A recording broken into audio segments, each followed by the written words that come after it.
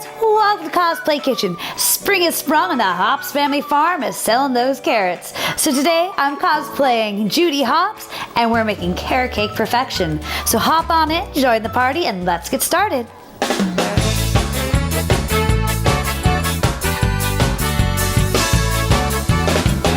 So first we're gonna whisk together all of our dry ingredients. So that includes our flour, our baking soda and baking powder, our salt, our spice mix. Today our spice mix is going to be containing cinnamon, cloves, ginger, and freshly ground nutmeg. Now if you're not freshly grinding your nutmeg, where have you been? Get with the party. So once we have all of that whisked together, we are then going to add in our carrots. Yes, I realize carrots are not a dry ingredient, but the reason we mix them in with our dry ingredients is that they don't sink to the bottom of our cake. Once we have all of that mixed together, we are then going to begin to mix together our wet ingredients, starting out by creaming together our butter and our sugar.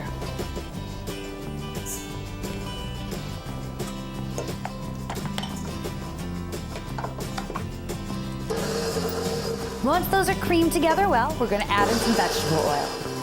Then one at a time, we are going to be adding in our eggs. If you remember from previous episodes, we add in our eggs to make sure to create an emulsion.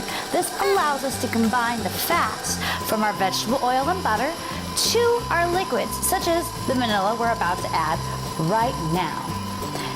Then we are going to add in pineapple juice, which I know might seem a little bit weird, but pineapple and carrot are an excellent combination.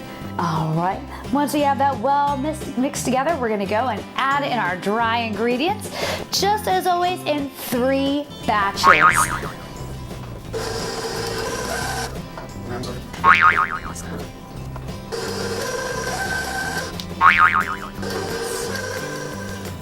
Fantastic. Now that that's all added in, we are then going to go put it into a 325-degree oven for approximately 30 to 45 minutes.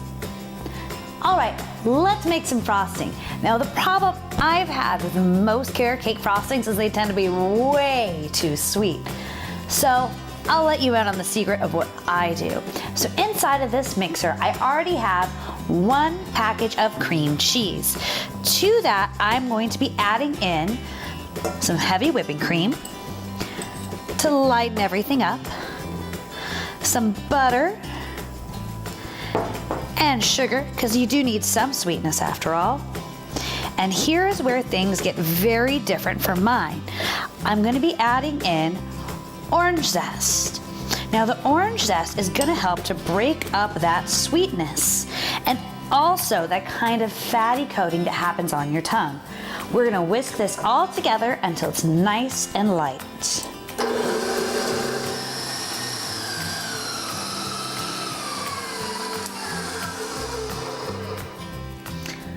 There we have it. Everything's been nicely incorporated.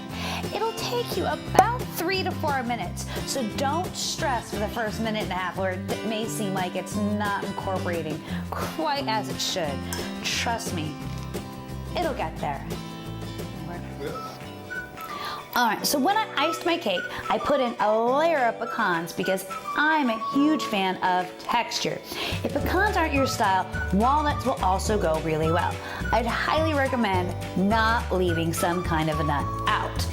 Then on the top, I added those same pecans, only in whole form, along the top so people would know it was on the inside. Then I also garnished with a little bit of gold sparkle because I'm kind of extra like that. So here it is. All those pounds of grating carrots were so worth it. This is my ideal carrot cake. So hopefully you give it a try and you had a good time. If you did, please throw us up a like, maybe even consider subscribing, and don't eat yellow snow.